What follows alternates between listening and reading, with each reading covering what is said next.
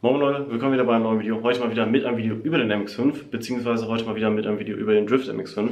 Nachdem der MX5 jetzt einigermaßen in Ordnung ist, sprich motortechnisch ist er wieder in Ordnung und von außen sieht er einigermaßen aus, mit halt dem Fahrwerk und der Lack sieht jetzt endlich wieder schön aus, werde ich jetzt dabei gehen und endlich die spaßigen Dinge machen, sprich das, wofür der MX5 eigentlich gekauft wurde.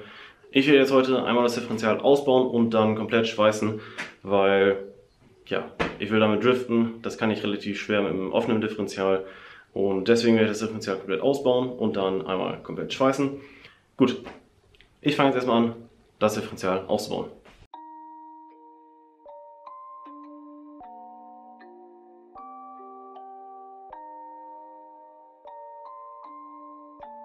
Rage on that beat, going crazy.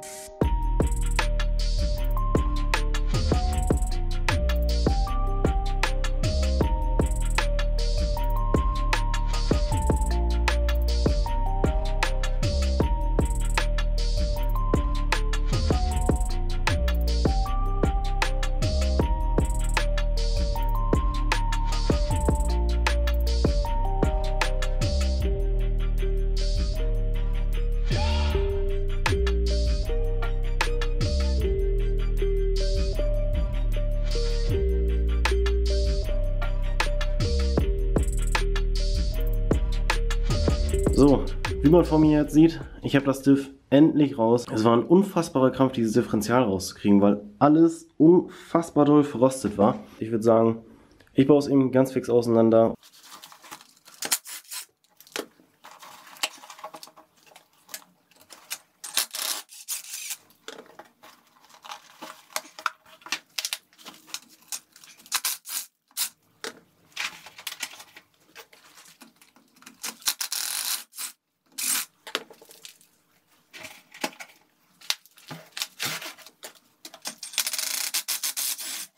Wie ihr gerade gesehen habt, das Differential ist endlich auseinandergebaut. Das hier ist das hintere Teil, das hier ist das vordere Teil, wo auch das eigentliche Differential drin ist. Aber jetzt haben wir hier das offene Differential. Kurz erklärt, was sind Differentiale? Differentiale geben im Prinzip die Kraft, die von hier vorne kommt, vom Motor kommt, über eine Kardanwelle auf das Differential und das Differential vertreibt sozusagen die Kraft auf beide Reifen, jetzt in meinem Fall die hinteren beiden Reifen. Und wie man hier sieht, drehen sich halt beide gleich schnell. Das und das dreht sich jetzt, wenn keine Kraft auf Beinen aufwirkt, gleich schnell. Offenes Differential agiert so, wenn ich jetzt im Prinzip hier anpacke, sprich hier stehe ich auf ganz normalem Asphalt und hier stehe ich auf Schnee. Wenn ich hier vorne drehe, sieht man, dass das Differential die Kraft an die Seite weiterleitet, wo am wenigsten Traktion ist. Sprich, die Kraft nimmt einfach den Weg oder das Differential gibt der Kraft einfach dahin weiter, wo die Traktion oder halt der Widerstand weniger ist. Wie man sich jetzt vorstellen kann zum Driften, ist das Ganze hier relativ doof, weil wenn ich jetzt hingehe und eine linke Kurve drifte, das Rad ist entlastet und das Rad hat halt das ganze Gewicht drauf, sprich hier ist sehr viel mehr Gewicht drauf wie hier, haben wir das Problem, dass das Rad hier komplett durchdreht. Und das wollen wir nicht. Ich möchte, wenn ich hier drauf Gas gebe und hier weniger Widerstand bei ist wie hier, möchte ich, dass beide Reifen sich trotzdem gleich doll bewegen.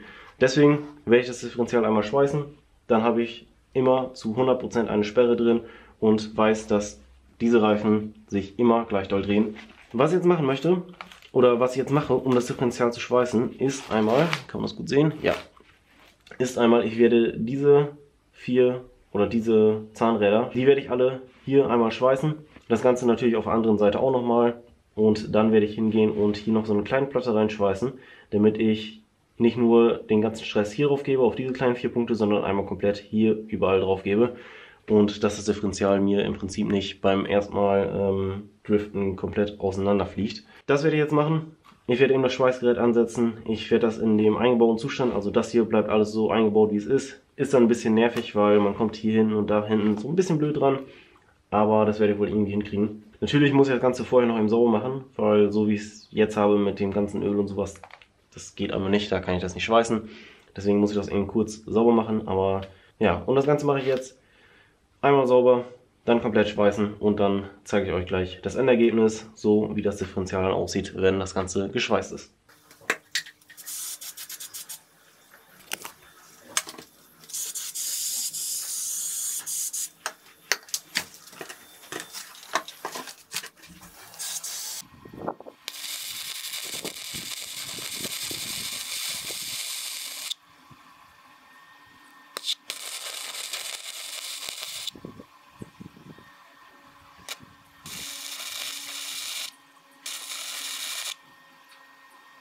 So, wie ihr jetzt gerade gesehen habt, das Differential ist jetzt geschweißt. Hier kann man es auch noch sehen, da ist diese Platte da in der Mitte zwischen. Ist zwar nicht unfassbar schön, aber sollte soweit halten, dass mir das nicht irgendwie auseinanderfliegt. Das ist jetzt, glaube ich, irgendwie eine 5 mm Platte, die da drin ist. So, kann man sehen. Ja, ist nicht schön geschweißt, aber wie gesagt, das denke ich mal nicht, dass das irgendwie auseinanderreißen soll, weil ich habe da lange drauf gehalten und ja, sollte funktionieren. Jetzt auf jeden Fall das Differential für immer zu 100% gesperrt. Sprich, ich kann hier vorne drehen, also hier vorne drehen und hier festhalten und das will sich immer gleichzeitig mitdrehen. Sprich, dem Differential ist es relativ egal, welches Rad von beiden weniger Grip hat. Das sperrt immer zu 100%. Gut, ich werde jetzt das Ganze, was ich gerade eben gemacht habe, im Prinzip einmal rückwärts machen. Die hier wieder drauf, da werde ich natürlich hier so eine Dichtungsmasse zwischentun.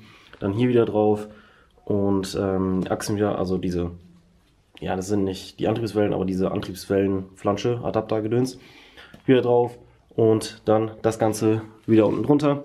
Ich werde, bevor ich damit fahre und sowas, werde ich aber noch mal eben hingehen und das Ganze Differential mit Öl befüllen, dann ein paar Mal durchlaufen lassen, sprich ein bisschen dran drehen und sowas, dass falls da irgendwie Metallspäne oder sowas reingefallen sind durchs Schweißen oder irgendwie solche kleinen Perlen, dass ich die im Prinzip da rausspüle.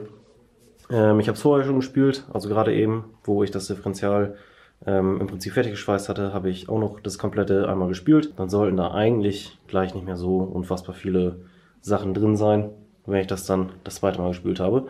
Ja, ich gehe jetzt hin, werde diese Halterung oder dieses Gehäuse darauf packen und dann das Ganze wieder ins Auto reinpacken.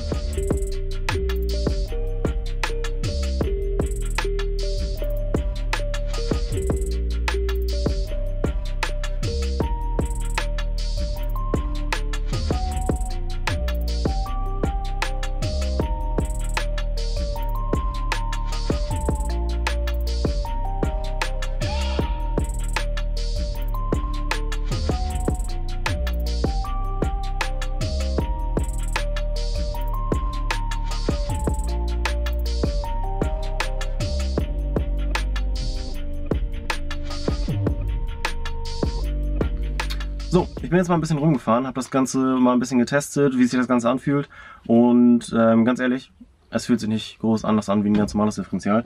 Natürlich, wenn man in langsame Kurven fährt oder wenn es jetzt regnet oder sowas, dann ist das Ganze schon ein bisschen unangenehm, weil, was heißt unangenehm? Wenn man langsam Kurven fährt, das äußere Rad hat einen größeren Umfang wie das innere Rad, sprich das äußere Rad will halt weiterfahren, hat einen weiteren Weg wie das innere Rad und das hoppt dann immer so nach das innere Rad. Sprich, wenn man auf dem Parkplatz fährt, irgendwo einkaufen oder sowas, jeder auf diesem Parkplatz weiß, dass du der Idiot warst, der sich das Differential geschweißt hat. Das ist, glaube ich, nicht abzustreiten. Das wird jeder im Umkreis von 50 Metern hören. Hier mal ein kleiner Ausschnitt, wie sich das anhört, wenn man auf dem Parkplatz zum Beispiel oder irgendwo auch anders bei relativ niedriger Geschwindigkeit eine halt Kurve fährt, beziehungsweise eine relativ enge Kurve fährt.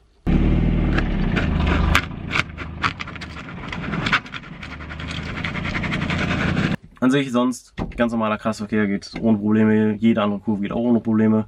Wenn es regnet, ist das ein bisschen tricky, gerade wenn man eine Kurve fährt bei relativ hoher Geschwindigkeit, also bei 50 km/h sage ich jetzt mal, dann ist das schon ein bisschen unangenehm, weil das Heck will halt immer so ein bisschen ausbrechen, weil das innere Rad sich halt durchgehend dreht.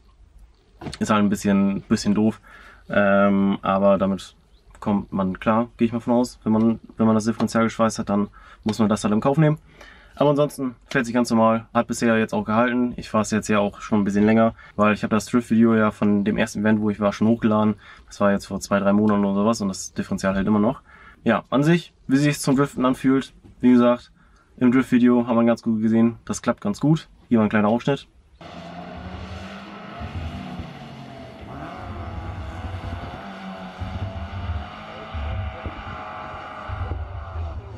Ja, wie man gesehen hat, es klappt sehr gut mit dem geschweißten Diff. Ich bin jetzt erstmal nur auf nasser Straße gefahren, beziehungsweise nasser Straße gedriftet, weil der MX-5 hat halt 115 PS, hat halt relativ große Reifen hinten drauf. Was heißt halt relativ große Reifen? Relativ griffige, also Reifen, die viel Grip haben, meine Güte, hatte hinten drauf. Deswegen da werde ich höchstwahrscheinlich nochmal fürs Nasty-Event ein bisschen kleineren Reifen draufschmeißen und dann soll das Ganze wohl ganz gut funktionieren. Genauso wie im Trockenen sollte das dann auch ohne Probleme funktionieren. An sich würde ich sagen, das war's mit dem Video. Wenn euch das Video gefallen hat, könnt ihr den Daumen hoch geben. Und dann würde ich sagen, haut rein, bis zum nächsten Mal und tschüss.